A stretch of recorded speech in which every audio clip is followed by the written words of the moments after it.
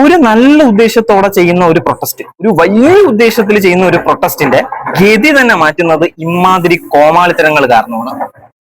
ഇനി നിങ്ങൾ ആ റിപ്പോർട്ടിനെ തള്ളക്കി വിളിച്ചിട്ടോ അല്ലെങ്കിൽ കളിയാക്കിയിട്ടോ ചീത്ത പറഞ്ഞിട്ടോ ഒന്നും ഒരു കാര്യമില്ല. അയാളുടെ പിന്നിൽ ഫണ്ട് ഇറക്കുന്ന ഒരുപാട് വലിയ വലിയ പാർട്ടികൾ കാണും. അതായത് അങ്ങനെയാണ് ആ മോഡൽ മൊത്തത്തിൽ വർക്കാവുന്നത്.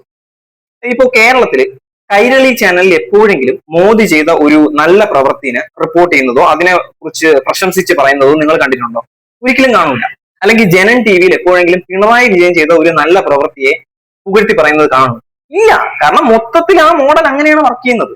ആ റിപ്പോർട്ടർ അതിന്റെ ഒരു ഭാഗം മാത്രമാണ്. അയാൾ അയാളുടെ കുടുംബത്തിനെ നോക്കാൻ വേണ്ടിയിട്ട് വന്ന് ജോലി ചെയ്തിട്ട് പോകുന്നതാണ്. അയാളെ ചീത്ത പറഞ്ഞിട്ടോ കളിയാക്കിയിട്ടോ ഒന്നും ഒരു ഗുണവും കിട്ടാനില്ല. ആ മാനേജ്മെന്റിനെയോ ആ ഫണ്ട് ഇറക്കുന്നവരെ കുറിച്ചാണ് പറയുന്നതെന്നുണ്ടെങ്കിൽ പിന്നെയും പ്രശ്നമില്ല. ഒരു വലിയ ലക്ഷ്യത്തോടെ ഇറങ്ങുന്ന ഒരു പ്രൊട്ടസ്റ്റിന്റെ നാണം കെടുത്തുന്ന രീതിയിലുള്ള പ്രവർത്തികളാണ് ഇപ്പൊ നടന്നുകൊണ്ടിരിക്കുന്നത്. അതായത് അതിന്റെ ലക്ഷ്യത്തിന് തന്നെ പൂർണ്ണമായിട്ടും കളിയാക്കുന്ന രീതിയിലുള്ള പ്രവർത്തികളാണ് ഇപ്പൊ അവിടെ സംഭവിച്ചുകൊണ്ടിരിക്കുന്നത്. ഇനി നിങ്ങളുടെ ഇപ്പോ ചിന്തയിൽ വരുന്ന ചോദ്യം, ഇനി അയാൾക്ക് ആ ജോലി കളഞ്ഞാൽ പോരെന്നാണ് എന്നുണ്ടെങ്കിൽ എനിക്ക് പ്രത്യേകിച്ച് ഒന്നും പറയാനില്ല.